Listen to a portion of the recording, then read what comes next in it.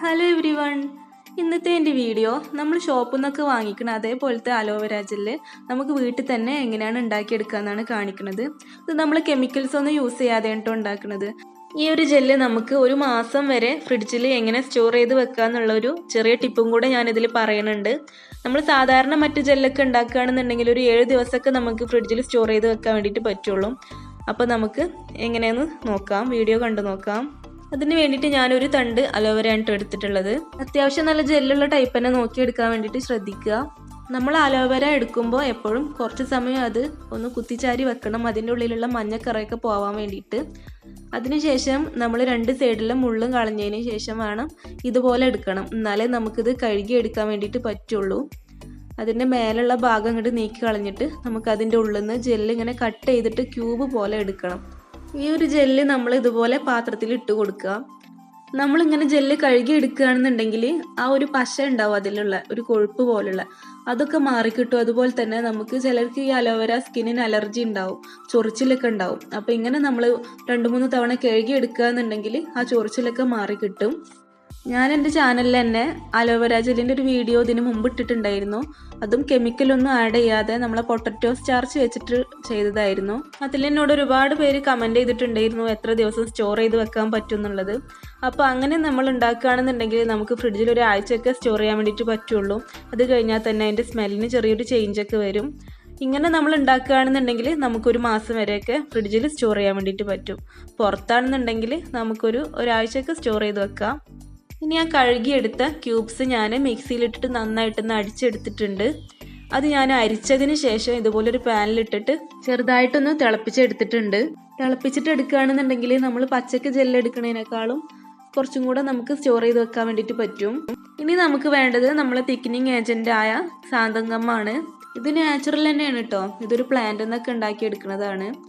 പിന്നെ നമുക്ക് ഗ്ലിസറിൻ വേണം. ഞാനൊരു 1/2 കപ്പാണ് ഇവിടെ അലോവേരൻ്റെ ജ്യൂസ് എടുത്തിട്ടുള്ളത്, ബോയിൽ ചെയ്ത ജ്യൂസ്. അപ്പോൾ അതിലേക്കൊരു 1/4 ടീസ്പൂണ് സാന്തങ്കമ്മ ആദ്യം മിക്സ് ചെയ്ത് നോക്കുക. അതിനുശേഷം പോരാന്നുണ്ടെങ്കിൽ മാത്രം കുറച്ചും കൂടെ ആഡ് ചെയ്തിട്ട് കൊടുത്താൽ മതി.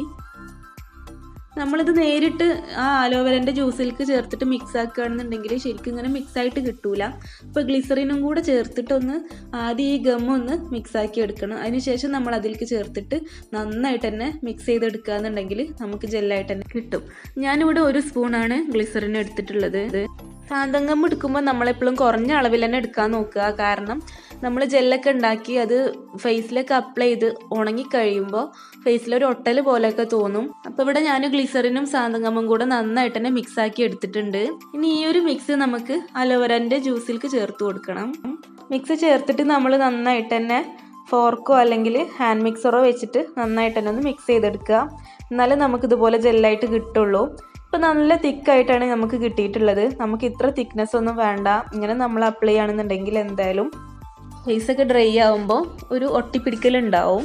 അത് ഒഴിവാക്കാനും നമുക്ക് കുറച്ച് കൂടുതൽ ദിവസം ഫ്രിഡ്ജിൽ സ്റ്റോർ ചെയ്ത് വെക്കാനും നമ്മൾ ഫേസിന് കുറച്ച് ഗ്ലോ കിട്ടാനും അതുപോലെ തന്നെ നല്ലൊരു സ്മെല്ല് കിട്ടാനൊക്കെ വേണ്ടിയിട്ട് കുറച്ചധികം റോസ് വാട്ടർ ചേർത്ത് കൊടുക്കുന്നുണ്ട്. 2 ടേബിൾ സ്പൂണൊക്കെ ചേർത്ത് കൊടുക്കാം. എന്നിട്ട് നമുക്ക് നോക്കി വെക്കാം തിക്നെസ്സൊക്കെ എങ്ങനെയാണെന്ന്. അതിനനുസരിച്ചിട്ട് വേണമെന്നുണ്ടെങ്കിൽ കുറച്ചും കൂടി റോസ് വാട്ടർ ആഡ് ചെയ്ത് കൊടുക്കാം.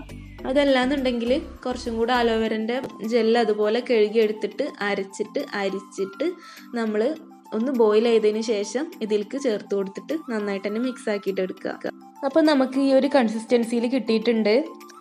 ഇപ്പോൾ എന്തായാലും അത്യാവശ്യം നല്ലൊരു ജെൽ ടൈപ്പ് തന്നെയാണ് കിട്ടിയിട്ടുള്ളത്. ഇനി ഞാൻ ഇതിലേക്ക് കുറച്ച് ആൽമണ്ട് ഓയിൽ ചേർത്ത് കൊടുക്കുന്നുണ്ട്. ഇത് ഓപ്ഷണലാണ്, നിങ്ങൾക്ക് വേണമെങ്കിൽ ചേർത്ത് കൊടുത്താൽ മതി. ഇതും കൂടെ ചേർത്ത് കഴിഞ്ഞാൽ നമുക്ക് കുറച്ചും കൂടെ റിസൾട്ട് കിട്ടും. നമ്മൾ ഷോപ്പിൽ ഉണ്ടാക്കുന്ന അലോവേര ജെല്ലിൻ്റെ കളറും നമ്മൾ വീട്ടിൽ ഉണ്ടാക്കുന്നതിൻ്റെ കളറും തമ്മിൽ ഒരുപാട് വ്യത്യാസമുണ്ട്.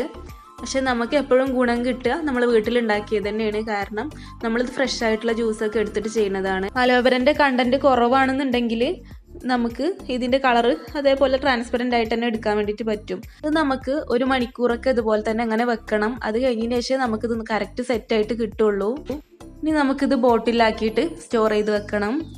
നമുക്കിത് ഡെയിലി 2 തവണയൊക്കെ അപ്ലൈ ചെയ്യാം. നമ്മളെ ഫേസൊക്കെ എപ്പോഴും നല്ല യങ്ങായിട്ടിരിക്കാൻ, അതുപോലെ നല്ല ഗ്ലോ കിട്ടാൻ, നമ്മളെ ഫേസിൻ്റെ കളറൊന്ന് ചെറുതായിട്ടൊന്ന് ഇമ്പ്രൂവ് ചെയ്യിക്കാൻ വേണ്ടിയിട്ട്, പിന്നെ അതുപോലെ മുഖക്കുരു കുറക്കാൻ വേണ്ടിയിട്ട്, മുഖക്കുരു വന്ന പാടുകൾ മാറ്റാൻ വേണ്ടിയിട്ട് ഒക്കെ ഹെൽപ്പ് ചെയ്യുന്നതാണ് ഈ അലോവേര ജെല്ല്. ഇതിൽ സ്വീറ്റ് ആൽമണ്ട് ഓയിലാണ് ഞാൻ ചേർത്തിട്ടുള്ളത്. അതാവുമ്പോൾ മുഖക്കുരു ഉള്ളവർക്ക് ഉപയോഗിക്കാം. ഇത് ഹെയറിലും അപ്ലൈ ചെയ്ത് കൊടുക്കാം. അപ്പോൾ വീഡിയോ ഇത്രയേ ഉള്ളൂ. വീഡിയോ നിങ്ങൾക്ക് ഇഷ്ടമായി എന്ന് വിചാരിക്കണം. ഇഷ്ടമായിട്ടുണ്ടെങ്കിൽ നിങ്ങൾ ലൈക്ക് ചെയ്യുക, ഷെയർ ചെയ്യുക, കമൻറ്റ് ചെയ്യുക. എൻ്റെ ചാനൽ ആദ്യമായിട്ട് കാണുകയാണ് അല്ലെങ്കിൽ സബ്സ്ക്രൈബ് ചെയ്യാതെ നിങ്ങൾ കാണുകയെന്നുണ്ടെങ്കിൽ ഒന്ന് സബ്സ്ക്രൈബ് കൂടി ചെയ്യാം കേട്ടോ. Thanks for watching.